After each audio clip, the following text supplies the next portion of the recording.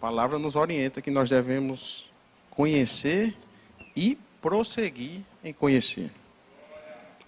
Nós precisamos estar com expectativa para essa palavra que se cumpre na nossa vida.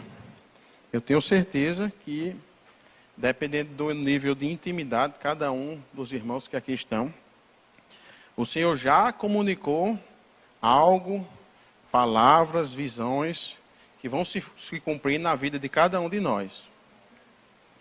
E é preciso estar com expectativa do que vai acontecer. É preciso estar alegre, com expectativa, desejoso do cumprimento da palavra do Senhor. Não podemos viver alheios ao que Deus já fez e o que Ele continuará fazendo na nossa vida. Amém? Eu imagino que nossa expectativa com a palavra deve ser semelhante à que Elias tinha quando ele recebeu a palavra na época do rei Acabe. Não sei se você se recorda dessa passagem na Bíblia.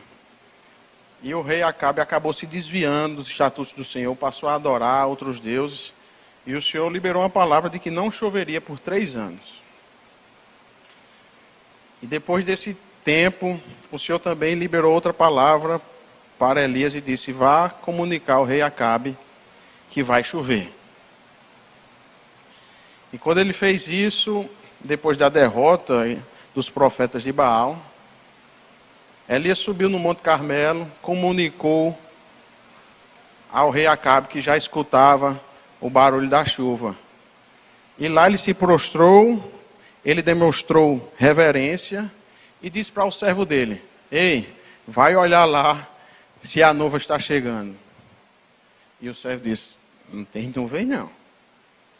Olha a expectativa que ele tinha na palavra do Senhor. Ele disse: vai olhar de novo, que a nuvem vai chegar.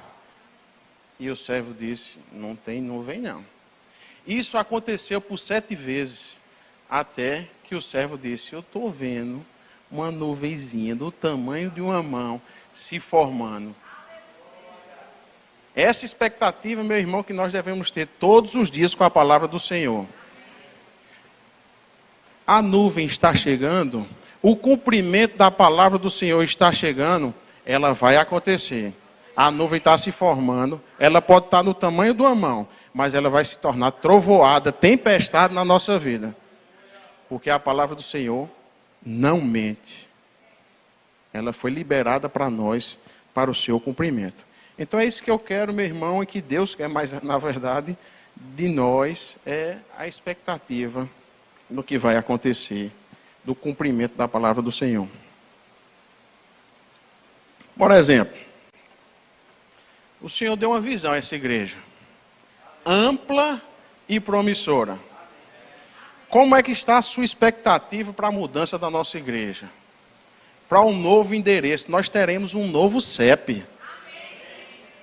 Mas você está alheio a essa circunstância? Está alheio ao que o Deus comunicou à igreja?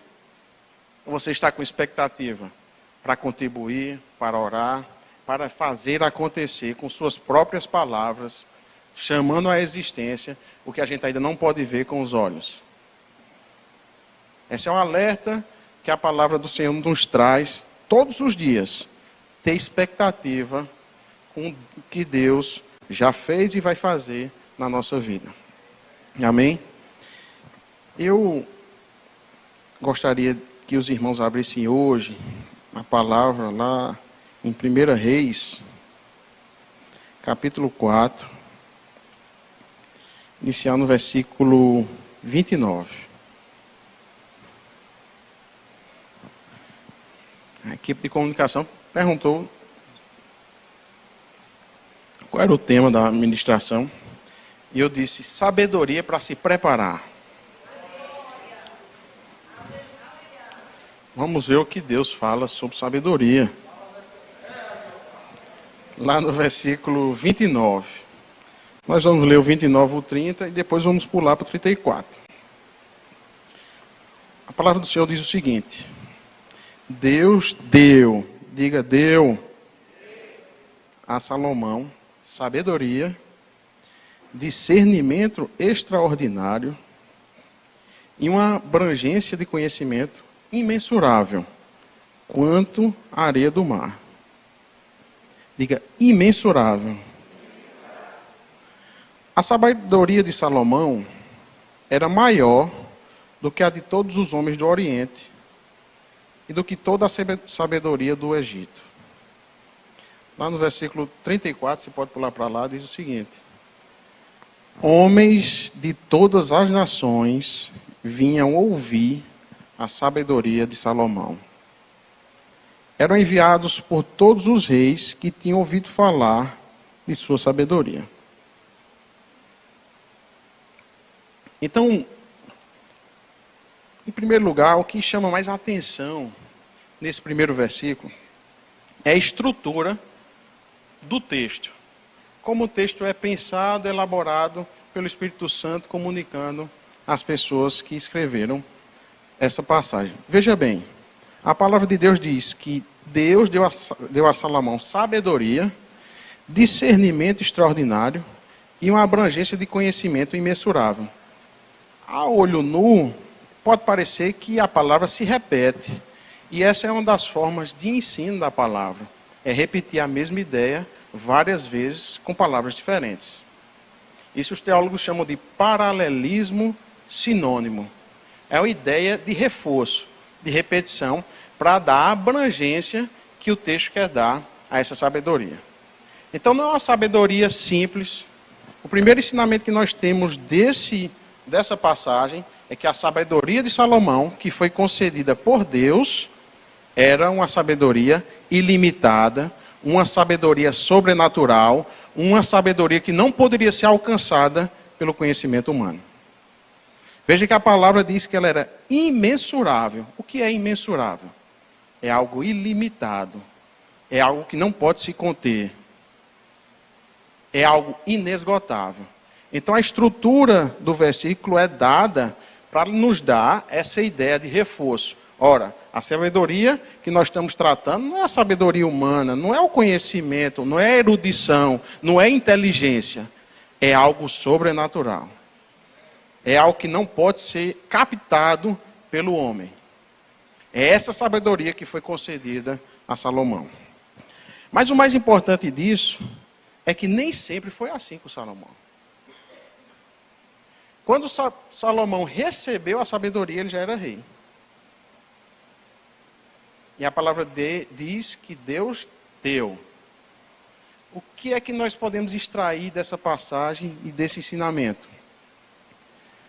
É que Deus não procura as pessoas prontas para colocar e para funcionar na missão que ele tem. Salomão não foi colocado na posição de rei porque ele era sábio. Ele recebeu, ele captou essa sabedoria depois de se tornar rei. Isso diz para mim e para você que Deus não está à procura de pessoas prontas. Deus está à procura de corações ensináveis, de corações e pessoas disponíveis. Até porque eu costumo dizer que a nossa vida com Deus exige a atualização do antivírus. Você precisa, a todo tempo, se conectar com a palavra, renovar sua mente, para evitar que algo o contamine. E a todo tempo, a todo dia, as estratégias do inimigo se alteram, mas com o mesmo fim, com o mesmo objetivo: matar, roubar e destruir. E o seu antivírus precisa estar atualizado com o conhecimento da palavra. Você precisa renovar a sua mente todos os dias para evitar que algo o macule ou o contamine. Então, nesse primeiro momento é preciso deixar registrado que Deus não prioriza pessoas com habilidades naturais, mas Ele está à procura de pessoas ensináveis, sensíveis e obedientes aos decretos e instruções do Senhor. Amém? Não que as habilidades naturais não sejam utilizadas. Claro, se você tem uma habilidade natural, meu irmão, com certeza Deus vai te usar, ou vai usar a tua habilidade para o reino dele. Mas não é essa habilidade que te faz colocar numa posição que Deus quer para o cumprimento do propósito que Ele te confiou. Não vai ser a tua habilidade, a tua erudição, a tua inteligência, mas o teu coração que vai te colocar no caminho certo, na posição correta, para o cumprimento do propósito que Ele te confiou. Amém? E mais, é preciso também deixar registrado que antes de ser sábio, Salomão era inseguro. A gente sempre se lembra da passagem e do encontro de Deus com Salomão e do que Salomão pediu ao Senhor, do coração de Salomão. Mas é preciso também retroceder alguns versículos. Quando Salomão faz uma autodefinição, quando ele faz uma autoavaliação do comportamento dele no reinado que ele tinha. Veja que quando ele foi colocado na posição de rei, Salomão teve que tomar decisões difíceis. Antes de receber essa sabedoria, ele mandou matar o irmão dele, Adonias, que de fato tinha conspirado, mas que ele tinha prometido misericórdia. Mas ele foi lá e mandou matar Adonias. Mandou matar também Joabe, que tinha sido um líder militar na época de Davi, tinha conquistado algumas vitórias militares para Israel, mas ele mandou matar Joabe quando ele estava nas pontas do altar, que era um sinal de pedido de misericórdia. E aqui não estamos aqui para julgar as decisões de Salomão, mas para dizer que Salomão precisou tomar decisões difíceis no início do reinado. E ele não tinha tido esse encontro com o Senhor. É por isso que quando Deus aparece a ele em sonho, ele disse: eu sou um jovem que não sabe o que fazer. Essa autodefinição de Salomão, essa é a autoavaliação que ele faz do início do reinado dele. De alguém jovem, inseguro, que não sabe o que fazer.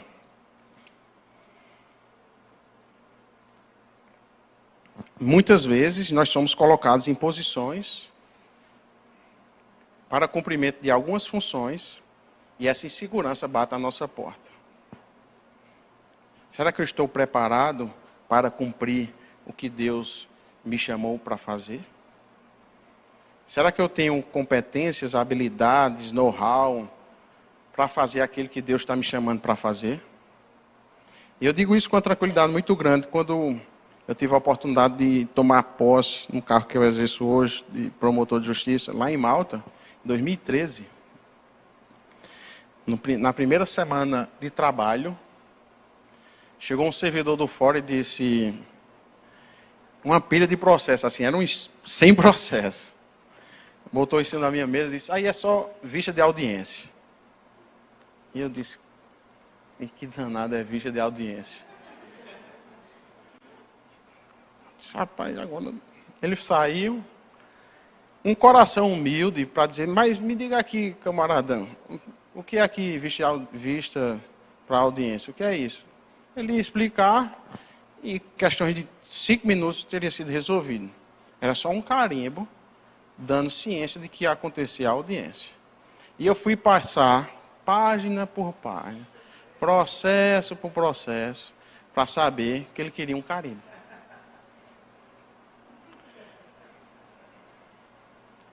Então, quando nós somos chamados a cumprir algumas missões na nossa vida, se a nossa insegurança não estiver aliançada com a humildade, nós vamos perder tempo. Nós vamos perder tempo. Porque tudo que Deus coloca na nossa mão para cumprir, não depende das nossas habilidades, mas da nossa confiança nele. O mesmo Deus que nos dá a visão, dá a provisão, mas dá também as ferramentas para o cumprimento da visão. Você precisa se esvaziar e saber que não vai ser na sua erudição, na sua força, no seu braço, nos seus recursos, nos seus projetos, na sua mente, na sua inteligência, mas vai ser na força dele, na dependência dele. Não é por outra razão que na luta de Gideão, Deus olha para aquela situação e diz: tem muito soldado. Tem muito soldado. Só precisa de 300. Porque Israel ia dizer: foi por causa da nossa força que nós conquistamos. E diante de um exército bem maior, 300 soldados foram suficientes para alcançar aquela vitória. Deus está dizendo para você hoje: 300 é suficiente. Ele está dizendo para a tua mente: 300 é suficiente. Esses projetos que você tem na sua mente, o que você vai fazer, articulando, especificidade, ele está dizendo: não precisa não, basta 300. Basta fé, basta confiança, basta lealdade, basta coração íntegro. Só esses 300 é suficiente. Porque Deus nos dá visão, Deus nos dá projetos, planos, a gente começa a arquitetar na nossa mente como é que vai se cumprir. Deus está dizendo: só 300. Não precisa do seu conhecimento natural, especificado, um aprofundamento pura e simplesmente natural. Ele está dizendo: é só 300. É só a sua fé, é só a sua confiança, é só a sua fidelidade. Isso é que vai te tornar vitorioso nessa batalha. Ele quer de você paciência, perseverança, confiança, integridade, permanência. É isso que vai trazer a vitória para a nossa vida. Amém?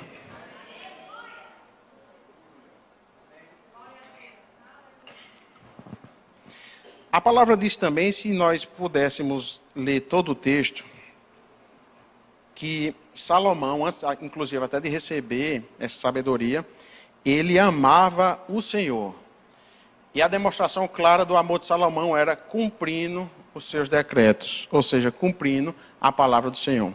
Era assim que Salomão demonstrava todo o seu amor para a palavra. Então, Salomão teve seu amor a Deus. Salomão teve a oportunidade de tomar decisões difíceis, pode inclusive ter exagerado em algumas decisões, mas o mais importante, ele tinha um coração ensinável. Isso ficou revelado na conversa dele com Deus. Salomão tinha a convicção do propósito que Deus tinha colocado na vida dele, que era exercer um governo justo e cumprir aquilo que ele havia prometido ao pai de Salomão, construir o templo. Salomão tinha essas duas missões muito claras na vida dele. Ele precisava construir o templo, mas ele precisava também ter um governo de justiça. E para ter a consciência disso, Salomão precisava saber gerir o tempo. Olha lá em 1 Reis 6:1, o que diz a palavra do Senhor. 480 anos depois que os israelitas saíram do Egito, no 4º ano do reinado de Salomão em Israel, no mês de Ziv, o 2º mês, ele começou a construir o templo do Senhor. Essa é a parte que eu gostaria de frisar nesse momento. No 4º ano do reinado de Salomão em Israel. Se a gente tivesse a oportunidade de ler o capítulo 5, o capítulo 5 demonstra todos os preparativos de Salomão para a construção do templo. Então, Salomão primeiro avalia a matéria-prima, como ele vai executar aquele projeto. Ele estabelece escalas de trabalho de cada 10.000 trabalhadores. Isso já é um ensinamento para nós das escalas na igreja, porque se há uma divisão equânime do trabalho, ninguém fica sobrecarregado. É um ensinamento que Salomão já trazia aqui, a necessidade de preparar, de organizar, de dividir tarefas, de compartilhar funções, mas também de ter estratégias dos recursos, das alianças que precisavam ser feitas. Salomão, naquela época, fez uma aliança com Irão, que era o rei de Tiro, para receber a madeira que seria necessária para a construção do templo. Então veja que Salomão, mesmo sabendo que o propósito dele era construir o templo, ele só veio a construir depois de 4 anos de reinado. Salomão tinha convicção do seu propósito, mas tinha consciência do processo. Isso acontece e muitas vezes nós temos fragilidade nesse ponto. Nós conhecemos até o nosso propósito, mas não sabemos ter a consciência do processo necessário para o cumprimento do propósito. Deus sinaliza uma visão e a gente já quer que se cumpra no outro dia. Salomão passou 4 anos, mesmo sabendo que a missão dele era construir o templo, mas ele passou 4 anos preparando, organizando, estruturando. E só depois de 4 anos, ele iniciou a construção do templo. Nós somos versados e talhados aqui, nessa igreja, no Rema, uma frase que é emblemática. É uma frase que está marcada e plasmado no ensino dessa igreja. Que tempo de preparação não é tempo perdido. Mas eu vou te dizer o que é tempo perdido. Tempo perdido é não ter a humildade de perguntar o que é vista ao MP. Tempo perdido é assodamento. Tempo perdido é gambiarra. Tempo perdido é insensatez. Tudo isso é tempo perdido. Quando a gente procede dessa forma, a gente perde tempo. Mas quando a gente se prepara, a gente cumpre. Para cada, meu irmão, guarda isso, para cada obra inacabada, há sempre uma preparação fracassada. Eu vou dizer de novo para você anotar. Para cada obra inacabada, há sempre uma preparação fracassada. A gente está aí, vive no mundo e sabe quantas obras inacabadas aí feitas pelo poder público. No Brasil todo, não estou aqui particularizando nenhum governo. Uma obra inacabada é um sinônimo de que houve uma preparação frustrada, porque não se planejou direito. Algo faltou, seja recurso, planejamento, organização. Mas se uma preparação é bem feita, a obra se cumpre. O cumprimento do propósito está garantido. Quantas pessoas iniciam projetos e param no meio do caminho? Quantos projetos você já visualizou na sua vida e que você até começou a executar, mas depois parou? Você planejou direito? Você se preparou direito? Você analisou todas as conjunturas necessárias para tanto? Eu posso te garantir, meu irmão, se há uma obra que ficou pelo meio do caminho, é porque a preparação não foi bem feita. Quando a preparação é bem feita, quando você se organiza, quando você se planeja, as coisas acontecem. Aí você poderia até me perguntar, mas você não disse que é na dependência, você não disse que é na confiança no Senhor, porque você está falando de preparação, de algo que deve ser executado por todos nós. Não há uma incongruência entre depender do Senhor e se preparar. Não há coisas assimétricas entre se preparar e depender do Senhor. Porque há um componente que é nós, humano, para ser executado na terra. E é nesse ponto que eu e você, nós precisamos nos preparar para executar o que o Senhor coloca nas nossas mãos. Quando você vai construir uma obra, você precisa de argamassa, você precisa de cimento, de tijolo, de ferro, precisa também de cerâmica. Mas tudo é executado a seu tempo. Você não vai comprar esquadria se você ainda não tem nem a fundação. Você precisa se preparar, se organizar para executar passo a passo o projeto que foi designado para a sua vida. E a preparação que Deus quer de mim e de você, o material de construção que Deus quer de mim e de você, é paciência, é perdão, é temperança, é um coração ensinável. Esse é o preparativo, esse é seu material de construção que você precisa para executar a obra que o Senhor tem para a sua vida. Você precisa de um coração ordeiro, ensinável, cordato, gentil. Você precisa de uma vida de integridade, de lealdade e fidelidade ao Senhor. Você precisa de caráter. Essa é a preparação que Deus quer de você.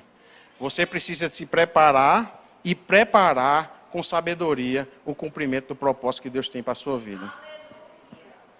Você não pode fazer as coisas de forma assodada, com gambiarra e improvisações. As coisas de Deus precisam ser feitas com excelência, planejamento, coração correto, alinhado, ensinável. É assim que as coisas acontecem. É assim que o cumprimento das coisas de Deus, das obras do Senhor, vai fluir na sua vida. Amém, meus irmãos? Só um coração fértil, ou só coração alinhado, melhor dizendo, vai se tornar um terreno fértil para a construção da obra do Senhor. Nós precisamos ter uma base bem fundamentada. A gente não começa a construir uma obra pelo seu cume, pelo acabamento. A gente começa firmando nossos passos no Senhor. Um terreno bem firme, para que haja uma sustentação para a obra que vem em seguida. Então, o nosso coração precisa ser esse terreno fértil. Precisa estar bem alinhado, conectado com o Senhor, se preparando, ouvindo o que Ele tem, seguindo as orientações do Espírito Santo. Só assim, meu irmão, que as coisas vão fluir na sua vida. Não adianta receber uma palavra do Senhor e atropelar as fases. A gente diz isso no linguajar popular, botar os carros na frente dos bois. Tudo tem o seu tempo. Se Deus comunicou alguma coisa para a sua vida, não necessariamente vai se cumprir naquela hora. Uma conversa uma vez eu tive com um pastor, ele disse, tudo tem seu tempo e modo. Isso serve para todos nós. Tem uma visão para a sua vida que vai se cumprir. Vai se cumprir. Mas você precisa se preparar para o momento certo, para o modo certo, ser executado aquilo que Deus quer. Você não pode pensar que vai fazer as coisas aos trancos e barrancos, no improviso, com o Zeca Pagodinho. É Zeca Pagodinho, né? Que fala, a vida me levar. Não é assim que se procede com Deus. Deus não utiliza essas estratégias. Deus não requer isso de nós. Que a gente coloca muitas vezes os projetos dele em segundo plano. Ele quer que nós cumpramos com tudo que Ele designou para a nossa vida, mas com estratégia, com calma, com paciência, com perseverança, com temperança, com perdão. A gente não vai alcançar nossos objetivos passando por cima de outras pessoas, desrespeitando outras pessoas.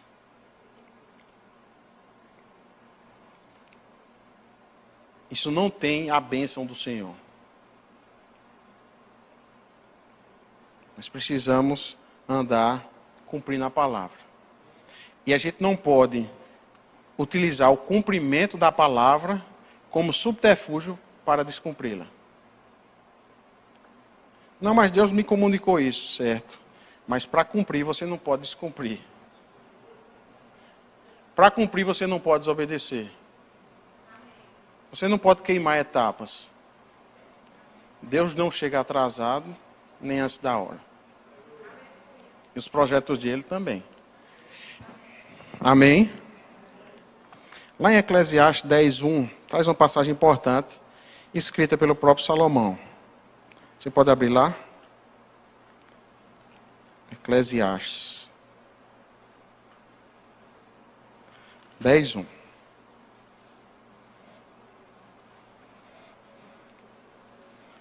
Todos encontraram?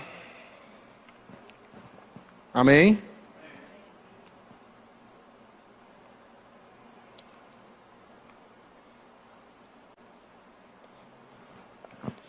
Diz o seguinte, a palavra do Senhor. Assim como a mosca morta produz mau cheiro e estraga o perfume, também um pouco de insensatez pesa mais que a sabedoria e a honra. Forte isso aí, né?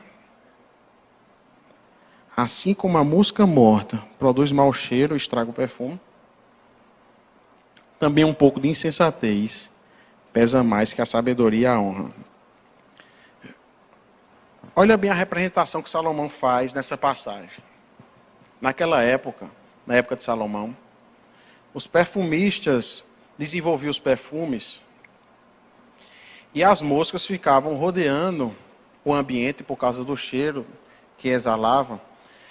E por causa das moscas, eles costumavam tampar os frascos, os recipientes, para a mosca não entrar dentro e não contaminar aquela essência. Quando a mosca entrava dentro do frasco, que não estivesse tampado, ela acabava morrendo ali dentro. E a mosca trazia uma consequência terrível para o perfumista, que era desnaturar a essência daquele perfume. Então, eles tinham um cuidado muito grande de tampar os recipientes para que as moscas não entrassem naqueles frascos. E a cada mosca que entrasse, ela morria, e aquele frasco e aquele recipiente estava descartado, ou seja, eles não poderiam utilizar mais aquele perfume. O perfume era desconsiderado, porque a essência tinha sido maculada. Salomão quer transmitir essa ideia para nós, de proteção da essência, de proteção do nosso coração. Nós precisamos protegê-lo contra as ciladas do inimigo. Porque cada seta que se instala e que permanece no nosso coração, ela tem um condão de acabar contaminando o nosso espírito, a nossa essência. E a consequência, meu irmão e minha irmã, de uma essência desnaturada é o descarte. Então, um coração que está maculado, um coração que está desnaturado, ela tem a consequência de malferir, de danificar um propósito. E é por isso que a palavra diz, olha, tem cuidado com a tua essência, porque se você não agir com sabedoria, a sua essência vai estar maculada também. Isso vai acabar contaminando um propósito que Deus te confiou.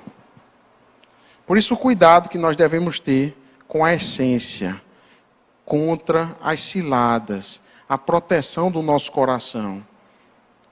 Ter o cuidado de ter uma intimidade com o Senhor, de procurá-lo sempre em todas as decisões, de passar um antivírus cotidianamente, evitando que o seu coração venha a ser maculado, venha a ser atingido por qualquer cilada do inimigo. E lá em Tiago 1, capítulo 1, versículos 5 a 6, há um refrigério para a nossa alma. Olha o que a palavra diz, olha o que a Bíblia fala sobre sabedoria.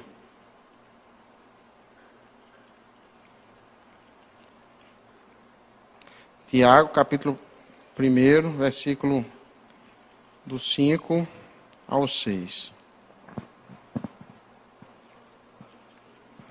Se a gente puder voltar lá no versículo 2, você vai perceber comigo que há um vocativo, um apóstrofe. Meus irmãos. Isso já sinaliza que essa passagem está se referindo diretamente à igreja. Está se referindo a mim e a você. E lá no versículo 5 ele faz o seguinte: se algum de vocês tem falta de sabedoria, peça a Deus, que a alguns dá livremente, que a todos dá livremente, diga todos, de boa vontade, e lhe será concedida. Peça, porém, com fé, sem duvidar, pois aquele que duvida é semelhante à onda do mar, levada e agitada pelo vento. Então veja que versículo maravilhoso. Refrigério para o nosso espírito, tranquilidade para a nossa alma, descanso. Porque você podia imaginar, mas isso aqui foi reservado para Salomão, isso aqui, ou essa sabedoria é reservada para algumas pessoas, eu não vou conseguir acessar. Essa sabedoria é para poucos, é para quem tem erudição, inteligência, uma parede repleta de diplomas. É isso que a palavra diz?